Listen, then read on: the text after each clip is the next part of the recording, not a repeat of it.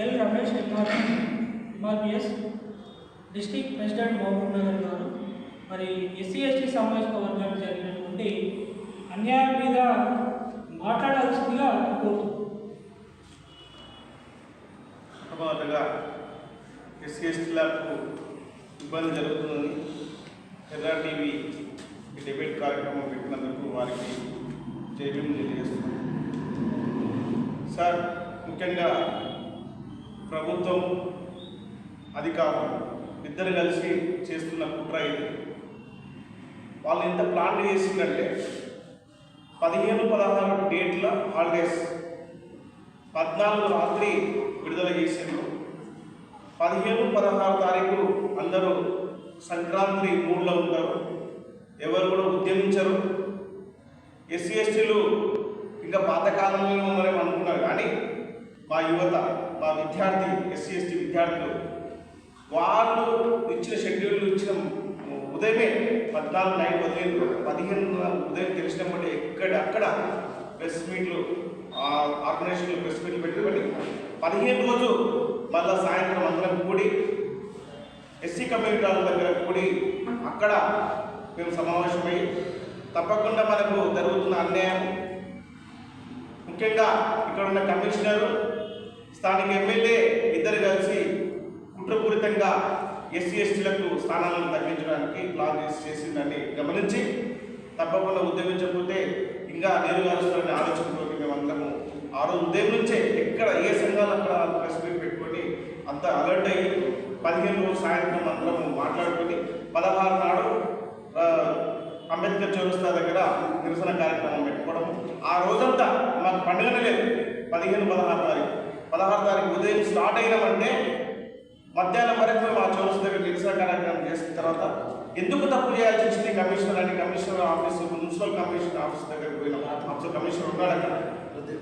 Sir, మీరు ఏ విధంగా మా ఎస్సీ ఎస్టీలది అక్కడ పంపించారు, ఆ నివేదిక అంటే ఓసీ ఆఫీస్ కాపీ ఉంటుంది కదా, ఆఫీస్ కాపీ మాకు ఇవ్వమని మేము అడగడం జరిగింది.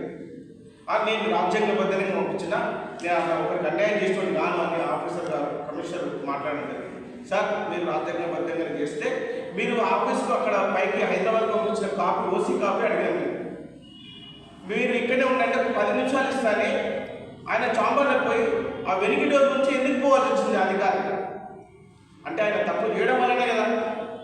కాబట్టి అప్పుడే మాకు అర్థమైంది కమిషనరు ఎస్సీ ఎస్టీలకు ఖచ్చితంగా తప్పు చేసిండు, ఏదో తప్పు జరిగింది ఇక్కడ ఆ రోజు మేము గమనించి 16 తారీఖు రోజు అక్కడి నుంచి మేము ఆగకుండా కమిషనరు సరే తప్పు చేసిండు, ఆయనను వేరే వాళ్ళకు తప్పు చేయించి రాజకీయ నాయకులను ఆలోచన దృఢంగా నమ్ముకొని అందరము మేము ఎస్సీ ఎస్టీలు అందరం కూడి మళ్ళా అక్కడి నుంచి కలెక్టరేట్ పోవడం జరిగింది. మేడం లేకుండే ఆ రోజు ఏఓ గారికి ఎస్సీ ఎస్టీ ఆర్గనైజేషన్ అందరం కలిసి కూడా ఏఓ గారికి మేము వినతి పత్రం ఇచ్చి అక్కడ 1 అవర్ 2 అవర్స్ మేము మున్సిపల్ కార్పొరేషన్ దగ్గర మేము బైఠాయించింది కూడా మేము బైఠాయిస్తే ఇట్లా వెనుక డోర్ నుంచి పోయిందని కూడా ఏఓ సార్ చెప్పడం జరిగింది. సార్, ఇదంతా కమిషనరు, స్థానిక ఎమ్మెల్యే చేస్తున్న కుట్ర ఇది. మాకైతే అన్యాయం జరిగింది, మాకు రావాల్సిన వాటా మాకు రావాల్సిందే, 15 సీట్లు మాకు ఎస్సీ ఎస్టీలకు రావాల్సిన వాటా మాకు రావాల్సిందే అని ఖచ్చితంగా ఏవో గారికి వినతిపత్రం ఇచ్చి ఇట్లయితే కాదు వీళ్ళు అంతా ఏదో గందరగోళం చేస్తున్నారని ఆ రోజు మళ్ళీ సాయంత్రం 16 తారీఖు సాయంత్రం సమావేశమై 17 మళ్ళీ ఏం చేసిండు, 17 తారీఖు సీఎం ప్రోగ్రామ్ అని ఎక్కడెక్కడ వాళ్ళు నిర్బంధించడానికి హౌజర్స్ చేయడానికి కూడా ప్లాన్ చేసిండ్రు. అంటే మీరు తప్పే చేయకుండా ఇది ఎందుకు చేస్తున్నారు, మీరు తప్పు చేసిండ్రు కాబట్టి మా దగ్గర బయటపడుతున్న ఆలోచనతో హౌస్ అరెస్ట్ చేయడానికి అరెస్ట్ చేయడానికి ప్లాన్ చేసిండ్రు. 17 తారీఖు అలర్ట్ అయ్యి ఉదయమే మేము హైదరాబాద్ పోయి అక్కడ కమిషనర్ సిఎండిఏ వారికి అదేవిధంగా మున్సిపల్ ఎన్నికల అధికారులకు కూడా మేము రిప్రజెంటేషన్ చేయడం జరిగింది. అంటే ఆ కూడంలో ఉంటే వాళ్ళు ఏం చేసిండ్రు, అనేది అయ్యేటట్టు ఉంది, మాకు ఇబ్బంది కలిగేటట్టు ఉంది అని చెప్పేసి 3 ఎస్సీలు ఉన్నాయి, 5 చేసేసిండ్రు, ఎస్టీలకు 1 ఉన్నది, 2 చేసిండ్రు. మీరు ఎవరైనా చేసినారు, మాకు రావాల్సిన రాజ్యాంగబద్ధంగా మాకు రావాల్సిన హక్కును మేము అడుగుతా ఉన్నాం. మీరు తప్పు చేసి అది మీరు అప్పుడప్పుడే సవరణ చేయడానికి మీరు ఎవరు? మా లెక్కలు కరెక్ట్ పంపించి ఉంటే అక్కడి నుంచి కరెక్ట్ వస్తుండే. అంటే మా లెక్కలు తక్కువ చూసేసి అంటే మేము అడిగేది బీసీలకు ఏ విధంగా తీసుకున్నారు 2024 సెన్సెస్ ప్రకారంగా, మా ఎస్సీ ఎస్టీలకు కూడా 2024 సెన్సెస్ ప్రకారం తీసుకోవాలని అడుగుతా ఉన్నాం. ఒకటే ఎన్నికలకు ఒక వాళ్ళకు ఒకలాగా ఒక మార్పు ఒకలాగా అది కాదు. ఖచ్చితంగా చేస్తే 2024 ప్రకారంగా వాళ్ళకి ఏ విధంగా చేసినా మాకు కూడా ఎస్సీ ఎస్టీలకు మేము మా జనాభా పెరిగింది. మా మా విద్యార్థి నాయకులు అప్పుడు విద్యార్థులు ఈరోజు యువకులు అయినారు అంటే వాళ్ళకు ఓటాలకు వచ్చి ఉంటుంది. మా మా మా ఓటర్స్ పెరిగింటారు కదా. ఏదైతే వాళ్ళ ఆలోచన ఏంటి, ఎస్సీ ఎస్టీలకి ఇట్లా ఎప్పుడైతే 15 సీట్లు వస్తే దాదాపు 75 సంవత్సరాలలో ఏ రోజు కూడా ఎస్సీలకు ఎస్టీలకు ఇక్కడ చైర్మన్ పదవి కానీ మేయర్ పదవి రాలేదు. ఈసారి వస్తుందని ఆలోచనతోటి ఎందుకంటే రొటేషన్ ప్రకారంగా స్టేట్ వైడ్ తీసుకుంటే ఖచ్చితంగా మా ఉన్నారు వచ్చేది ఈసారి. అది తొక్కడానికి వాళ్ళు ఈరోజు ప్లాన్ చేసేసి మా జనాభా తక్కువ చేసి చూపించి చేస్తున్న ఇది పెద్ద కుంభకోణం. కాబట్టి ఏదేమైనా కూడా ఒక అధికారి ఆ విధంగా చేయకూడదు. కాబట్టి ఆ అధికారి పైన ఎస్సీ ఎస్టీ కేసు పెట్టాల్సిందే. ఎందుకంటే రాజ్యాంగ ఉల్లంఘన చేసి మా జనాభాను తక్కువ చేసి చూపించి ఆ విధంగా చేయడం, ఒక అధికారి చేయడం అనేది చాలా తప్పు. రాజకీయ నాయకులు ఈరోజు ఉంటే రేపు పోతారు. ఒక రాజకీయ నాయకులు చెప్పినంత మాత్రమే ఒక అధికారి ఎందుకు చేస్తాం? అది కాక ఈ మున్సిపల్ కార్పొరేషన్కు ఐఏఎస్ క్యాడర్ ఉన్న కమిషన్ రావాలి. ఈయన ఐఏఎస్ క్యాడర్ కానే కాదు. ఏ విధంగా ఇలాంటి కమిషన్లు తీసుకొచ్చి వాళ్ళకి అనుకూలంగా ఉన్న కమిషన్లు తీసుకొచ్చి ఇక్కడ ఉన్న ఎమ్మెల్యే పెట్టుకొని ఆయన రాసిందే రాత, ఆయన పాడిందే పాట, అది కాదు కదా. ఆ విధంగా కానే కాదు. ఇక్కడ ఖచ్చితంగా ఐఏఎస్ క్యాడర్ కావాల్సిన కమిషన్ కావాల్సిందే. ఈ అధికారి అయితే ఈరోజు ఏం చేస్తాడు, ఇంకోటి ఎంత చేస్తున్నాడు ఇంకా. కాబట్టి ఇలాంటి కమిషన్ మాకు వద్దు. ఇప్పుడే మాకు 1-2 రోజుల్లో మాకు తెలిపోయింది. దాదాపు 15-16వ తేదీ 2 రోజులు మేము ఎడ్యుకేషన్ చేయడం వల్లనే ఎస్సీ ఎస్టీ విద్యార్థులు, ఎస్సీ ఎస్టీ యువత, ఈ మేధావులు అందరూ ఎక్కడెక్కడ అజిటేషన్ చేయడం వల్లనే ఈ మాకు 2 ఎస్టీలకు 1 పెరగడం జరిగింది. కొంతమంది మేమే చేసినామని సంబరాలు చేసుకుంటా ఉన్నాం. మీరు ఆర్టికల్ 243 ప్రకారము అక్కడ ఉన్నటువంటి జనాభా రేషియోను ఆధారంగా చేసుకుని ఆ వర్గాలకి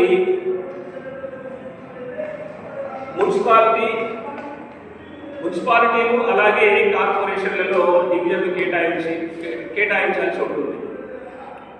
మరి మహబూబ్ నగర్ శాసనసభ్యులు గారికి మేము ఒక సూటిగా బహుజన్ సమాజ్ పార్టీ తరఫు నుంచి మీకు ఒక సూటిగా ప్రశ్నిస్తున్నాం. ఏంటంటే మహబూబ్ నగర్లో కార్పొరేషన్ అయిన తర్వాత 60 డివిజన్లలో ఎస్సీల జనాభా ఎంత ఉందో మాకు లెక్కలతో సహా బయట పెట్టాలని మున్సిపల్ కమిషనర్ గారిని డిమాండ్ చేస్తున్నాం. అలాగే ఎస్టీల జనాభా కూడా ఎంత ఉంది అనేది బయట పెట్టండి. దాని ప్రకారం మాకు ఎన్ని డివిజన్లు వస్తాయి అనేది మాకు తేల్చండి. ఎలాంటి గణాంకాలు లేకుండా రాత్రికి రాత్రే వీళ్ళకి ఒక 3 ఇస్తే వాళ్ళే సర్దుకుంటారు, లేదా వాళ్ళకి 4 ఇస్తే వాళ్ళే సర్దుకుంటారు. అదేది భయ మాకు పిచ్చవేస్తున్నారా మీరు? మా జనాభా మహబూబ్ నగర్ కార్పొరేషన్లో ఎంత ఉందో దాని ప్రకారం మాకు డివిజన్లు కేటాయించండి. అంతేగాని మీ ఇష్టం వచ్చినట్టు ఒక 2 ఇవ్వడము, మేము లొల్లి చేస్తే ఇంకో 2 కలపడము, ఇదంతా ఏంటింతకు? రాజ్యాంగానికి చట్టానికి లోబడి మీరు దయచేసి మున్సిపల్ కమిషనర్గా ఉన్నటువంటి మీరు మొన్న మీ దగ్గరికి మీరు దేని ఆధారంగా మీరు ఈ రిజర్వేషన్స్ కేటాయించారా అని అడగడానికి కోసం మీరు దొడ్డిదారిగా వెళ్ళిపోవడం ఇదంతా మంచి పద్ధతి కాదు. మీరు మానుకోవాలి. అలాగే బీసీలకు మున్సిపాలిటీస్ అనే కార్పొరేషన్లలో శాసనసభకు వాళ్ళకు కేటాయించాల్సినటువంటి సీట్లను కేటాయించే అధికారం ఉన్నది. ఓకే, వాళ్ళకి మీరు 2024లో చేసిన జనగణన ప్రకారం 60 డివిజన్లలో వాళ్ళకి 23 ఇచ్చిన వాళ్ళకి సంతోషం. వాళ్ళకి ఇప్పటికైనా వాళ్ళకి చెందాల్సిన డివిజన్లు, రాజకీయ హక్కులు వచ్చినది సంతోషం. కానీ ఎస్సీ ఎస్టీల పుట్టగొట్టాలని మీరు దయచేసి ఈ కుట్రను మానుకోవాలని మీకు విన్నవిస్తున్నాం. అలాగే ఇలాంటి తప్పిదాలను మీరు ఉద్దేశపూర్వకంగా ఇంటెన్షనల్లీ చేస్తున్నారు అన్న సంగతి మాకు పూర్తిగా అర్థమైంది. కావున జనాభా ప్రాతిపదికన ఆర్టికల్ 243 ప్రకారం మహబూబ్ నగర్ 60 డివిజన్లలో ఉన్నటువంటి ఎస్సీల జనాభాను లెక్కించండి, ఎస్టీల జనాభాను లెక్కించండి. వారికి రావాల్సిన వాటాను మాత్రమే వారికి పారదర్శకంగా ఇవ్వండి.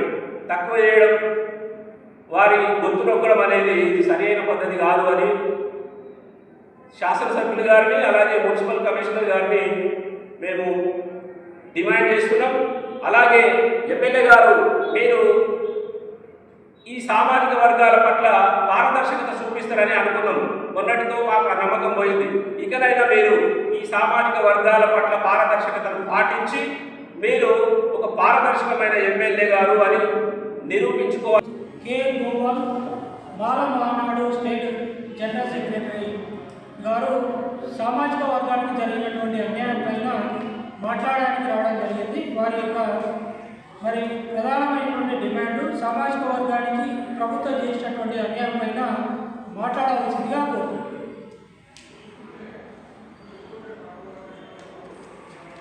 ముందుగా ఎలాంటి వాళ్ళకి అంటే సమాజంలో దళిత గిరిజనులకు అన్యాయం జరిగిందని స్పందించి ఒక స్పెషల్ ఎఫెక్షన్తోన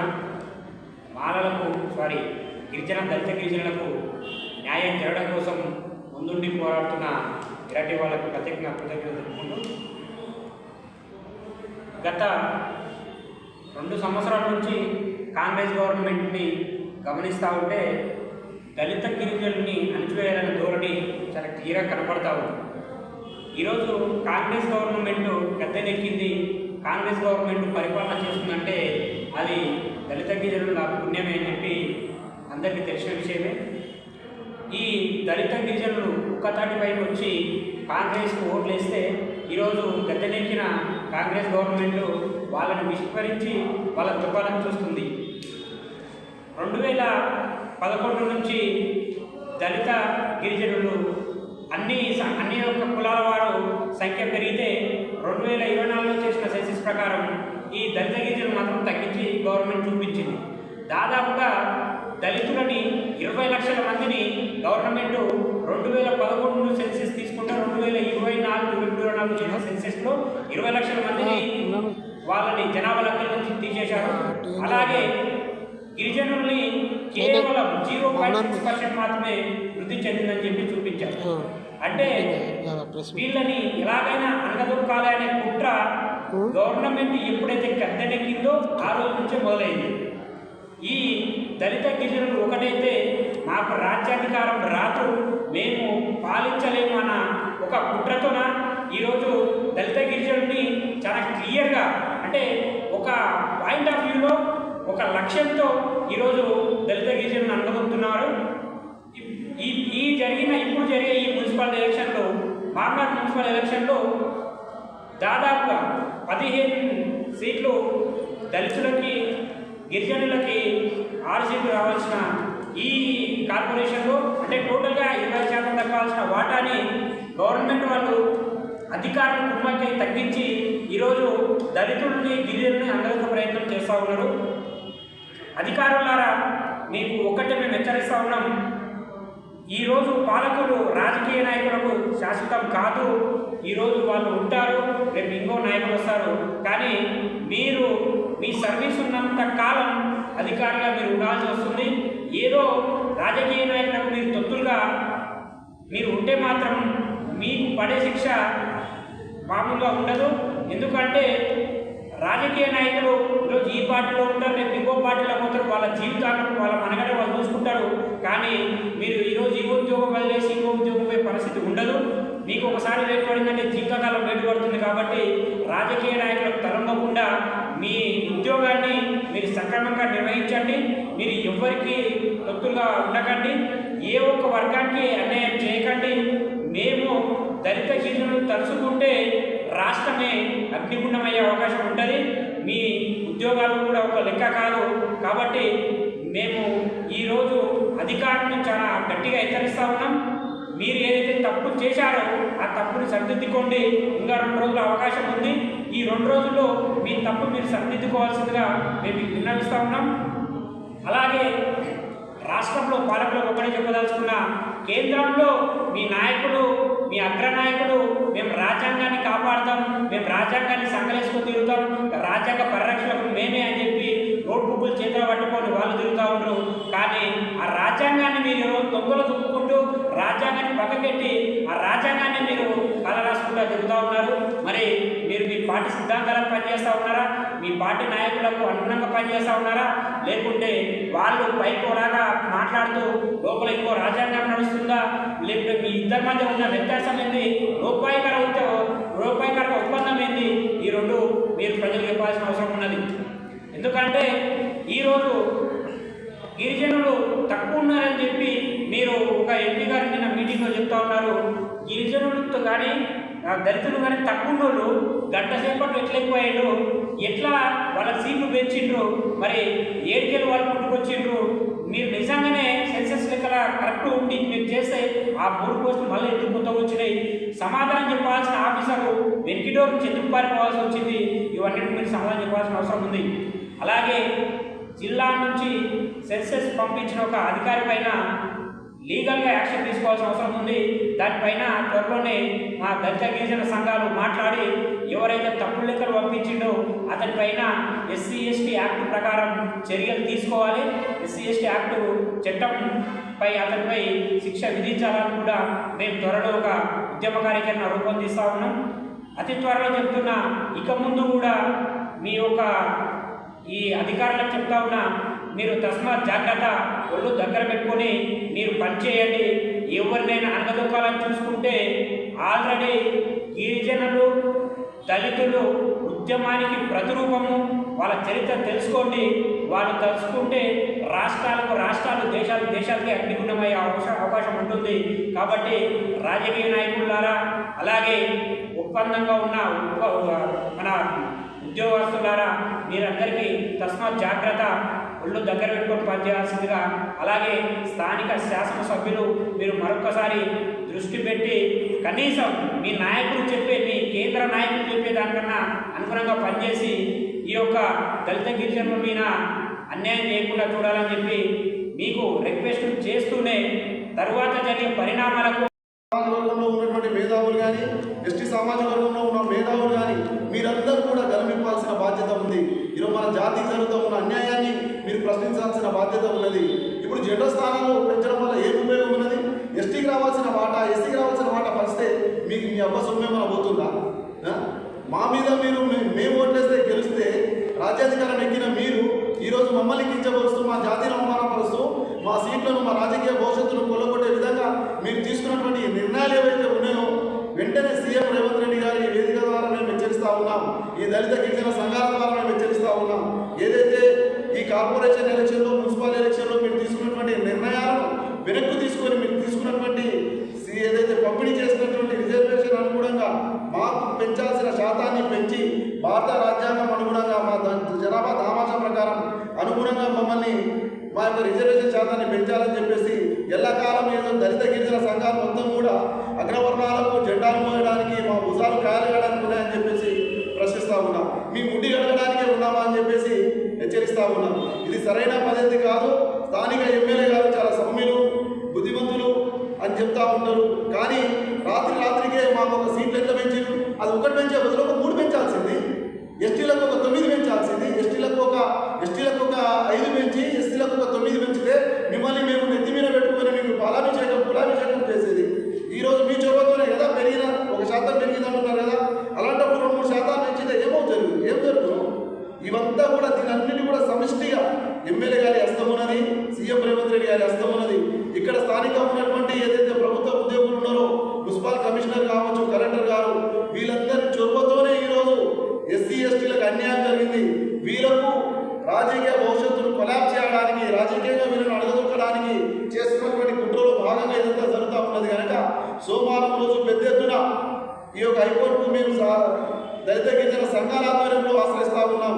ఎట్టి పరిస్థితుల్లో మాకు కానీ న్యాయం జరగకపోతే ఈ యొక్క ఎలక్షన్ తర్వాత ఈ యొక్క సింబల్ మీద నిలబడినటువంటి కాంగ్రెస్ నాయకులు ఎవరైతే ఉన్నారో వాళ్ళని ఓడగొట్టాల్సిన బాధ్యత ప్రతి ఒక్క ఎస్సీ ఎస్టీలని చెప్పేసి తెలియజేస్తా ఉన్నాం. ఇంకో విషయాన్ని కొంచెం ముందుకు తీసుకున్నట్టయితే కనుక ఈరోజు ప్రతిపక్ష పాత్ర పోషిస్తున్నటువంటి బీజేపీ కానీ, టీఆర్ఎస్ కానీ, బీఆర్ఎస్ కానీ, ఈ యొక్క రాష్ట్ర నాయకులు ఈరోజు రాష్ట్ర వ్యాప్తంగా కూడా ఎస్సీ ఎస్టీలకు జరుగుతున్న అన్యాయం పట్ల మీరు ప్రశ్నించాల్సిన బాధ్యత ఉన్నది. ఈరోజు మా పార్టీలో కూడా మీ లీడర్లు మీకు పనిచేసినా ఉన్నాం. కానీ ఎస్టీలకు అన్యాయం జరుగుతున్నప్పుడు, ఎస్సీలకు అన్యాయం జరుగుతున్నప్పుడు మీరు గమనించాల్సిన బాధ్యత